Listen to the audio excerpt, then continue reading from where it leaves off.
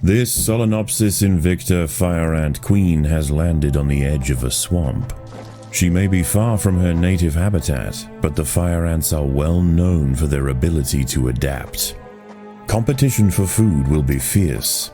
She will need to raise an army quickly to compete with the local predators.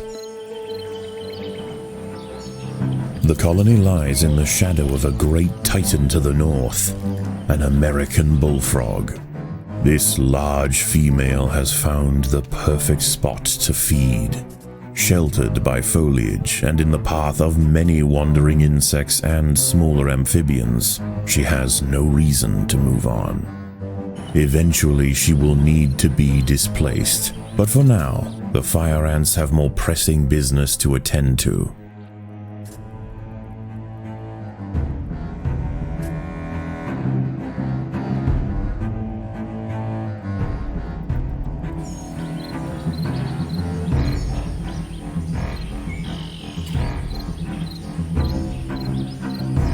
A magnolia green jumping spider, Lysoman viridis, has ambushed a fire ant. It prefers to hunt on foliage where it is less likely to be spotted by predators and prey alike.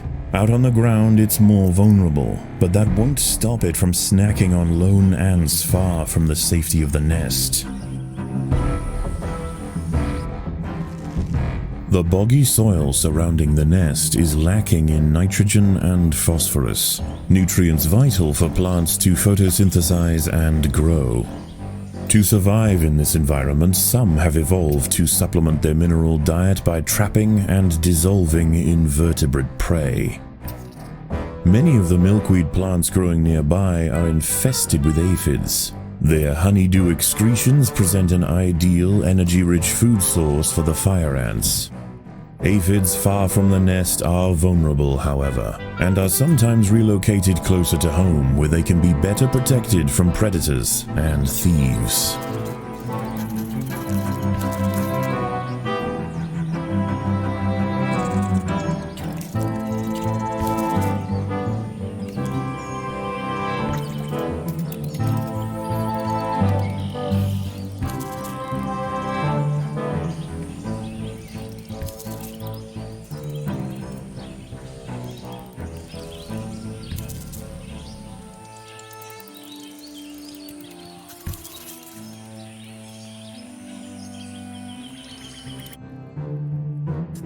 A small colony of Phaedolae maurici big-headed ants have established themselves on a hill to the west.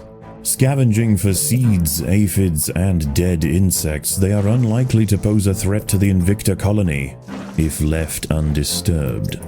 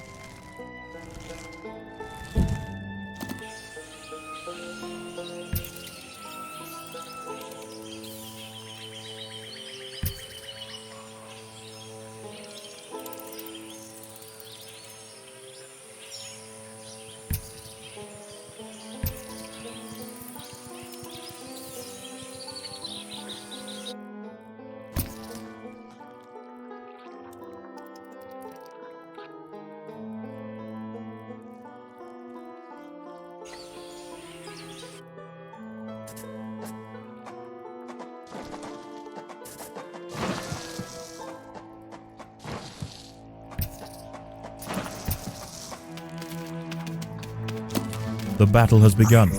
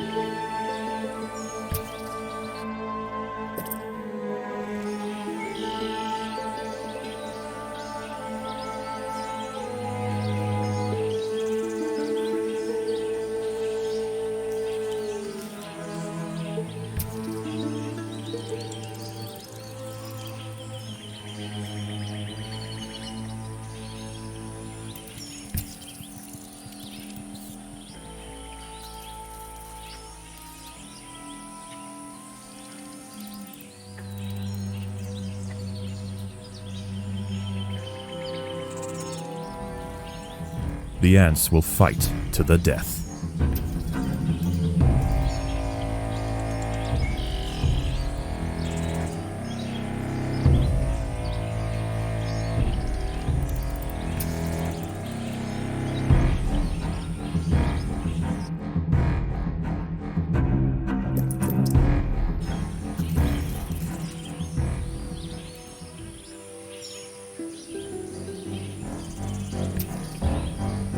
A six-spotted tiger beetle, Cicindela sexcutata, is on the move near the nest. Its metallic green elytra make it unmistakable, and like its other tiger beetle cousins, long legs give it the speed to chase down small arthropods with ease.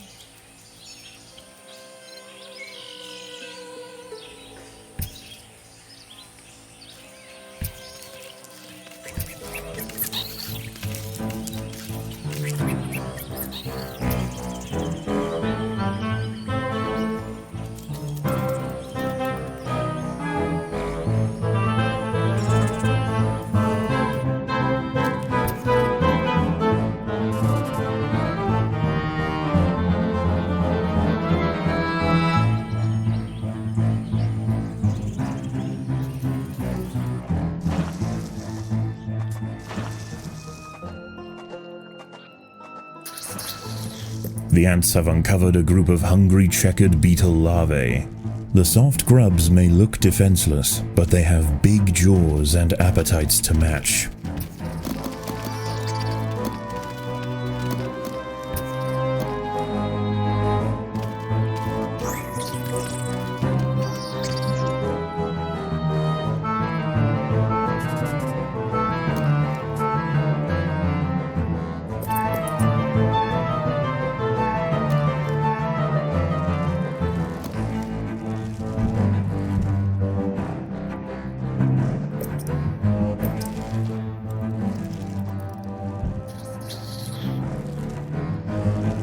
Predators are loose in the nest. The larvae must be protected.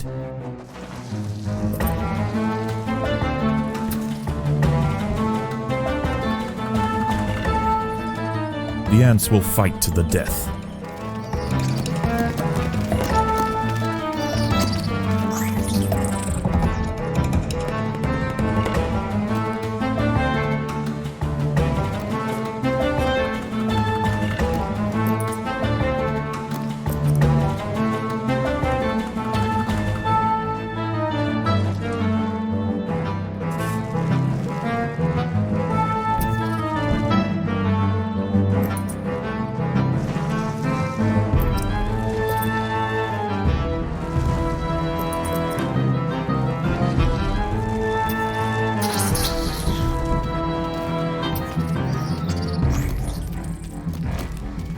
There are intruders in the nest.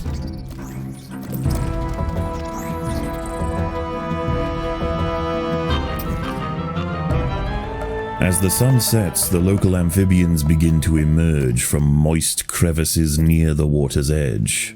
Lone invertebrates will be picked off quickly. The ants should travel in numbers, or not at all.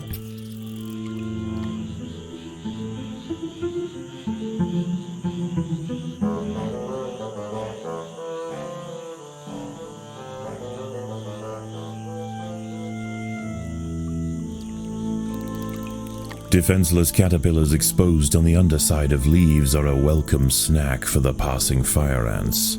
The colony should take advantage while it can. Few meals surrender so willingly. A bombardier beetle, Brachinus alternans, is hunting for insects outside the nest. It may seem unwise for it to wander so freely amongst the large amphibians that share the swamp at night, but they would do well to leave it alone. This beetle is a master of chemical warfare. A curious ant has ventured onto a Venus flytrap in search of nectar. If it brushes against the hairs on the open, red-tinged leaves, they will snap shut, encasing the ant in an ever-tightening cell. There is no escape. The prisoner will be slowly digested until nothing more than a husk remains. The ants have clashed with a bombardier beetle. Feeling threatened, the beetle mixes a cocktail of chemicals that react together, boil, and explode from a valve at the base of its abdomen.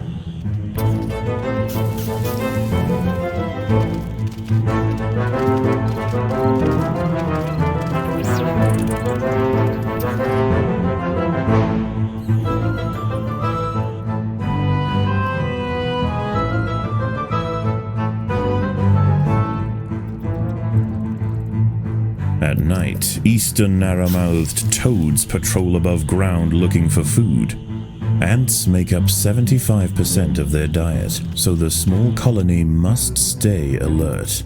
To make matters worse, they are excellent diggers. It's only a matter of time before one tunnels its way into the nest.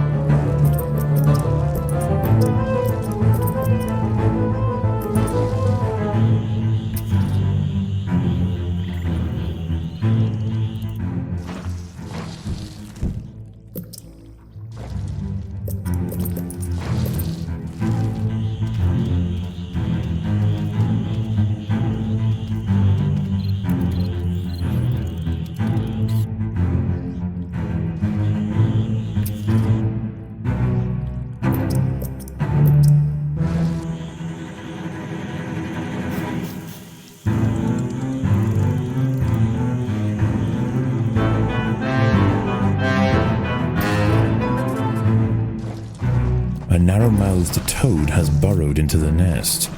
It may be small for a toad, but its appetite for ants is insatiable. Secretions from its skin burn any that manage to escape its projectile tongue. Even in small numbers, the fire ants are menacing, but in large numbers, they are virtually unstoppable.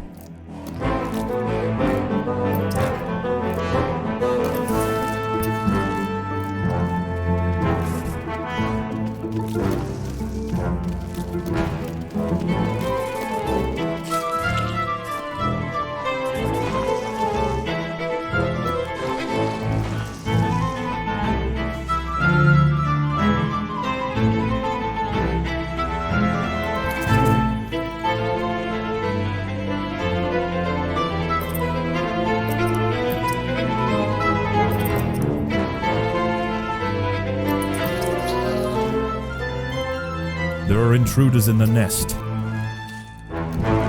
A fully developed checkered beetle, Enoclerus rosmarus, has been disturbed by the ants. It has the same ravenous appetite and slicing jaws as its juvenile counterpart, but now paired with thick armor plates, it represents a far greater danger to the colony. The fire ants have mounted their first attack upon the great American bullfrog Litabates scatesbianus.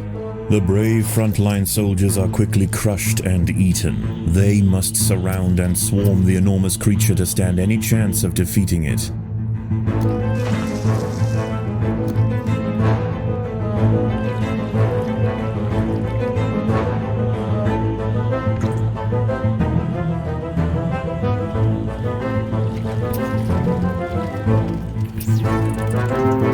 Dawn breaks, and the salamanders and toads retire to their damp alcoves to wait out the sun.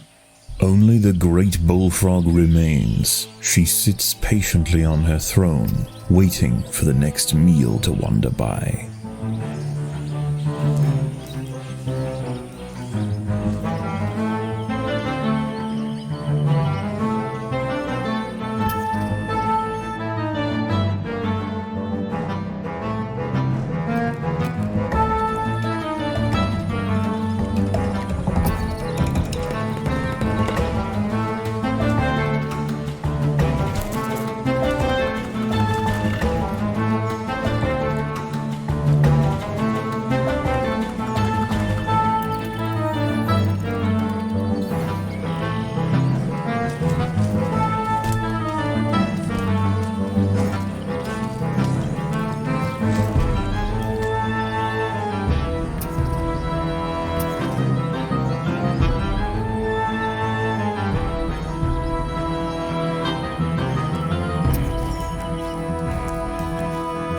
The colony is starving.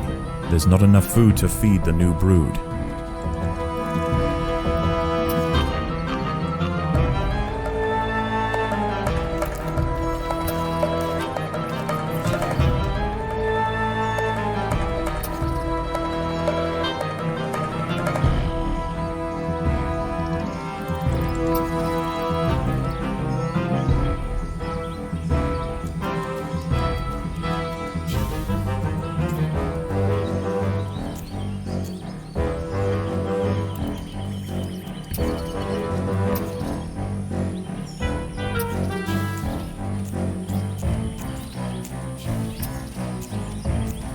The ants have set upon a green lynx spider, Puccetia viridans. She prefers to hunt on pitcher plants, but out in the open, she loses her advantage. Far from defenseless, however, when threatened she can spit venom up to 30 centimeters from her fangs. Again and again, soldiers clamp onto the bullfrog's leathery skin and inject their Solenopsis venom, but the beast shows no signs of wavering. The fire ants must maintain their resolve. The fire ants have encountered a tribe of Monomorium minimum black ants. These tiny little ants may seem feeble, but the Invicta colony would do well to treat them with caution. Although primarily scavengers, they are armed with powerful chemical secretions and have been known on occasion to invade fire ant nests.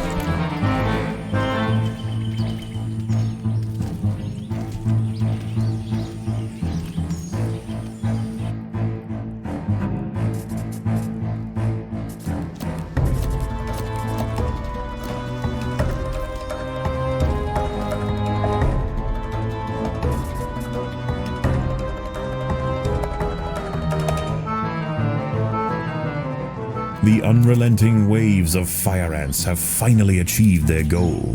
The bullfrog, sore with blisters, has hopped away. It's likely to give the Invicta colony a wide berth from now on. Unbeknownst to the ants, the presence of the bullfrog was keeping many other local amphibians at bay. The power vacuum it left behind is attracting a host of salamanders and frogs eager to take its place. The ants should go to ground quickly and prepare for the imminent chaos.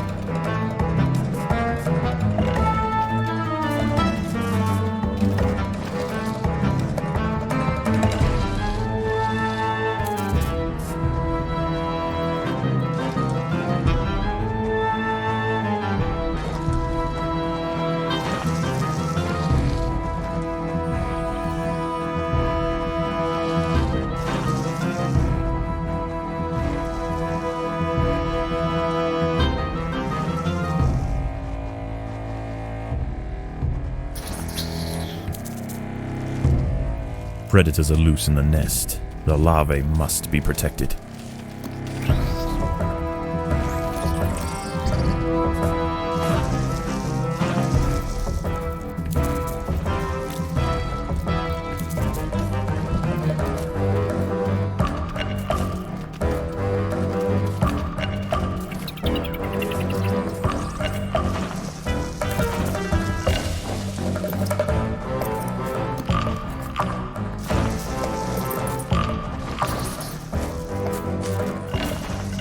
There are intruders in the nest.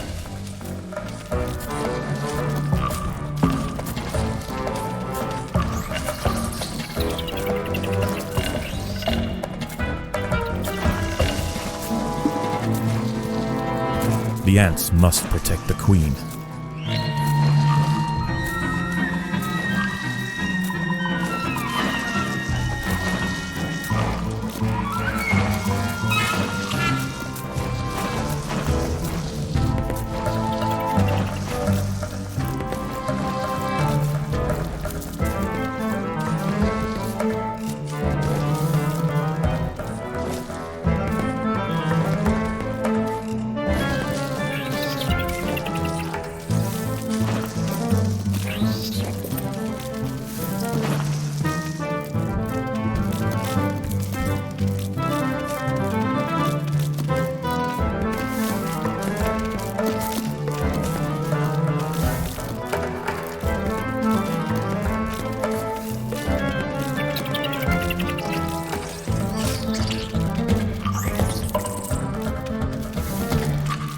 The colony is starving.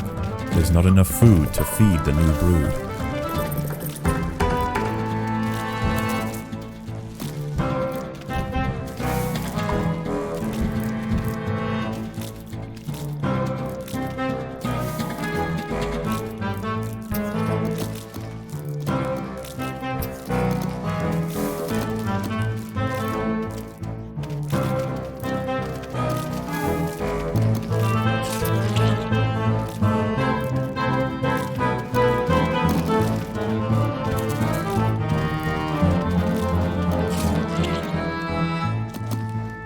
As the anarchy above ground settles and with the invaders crushed,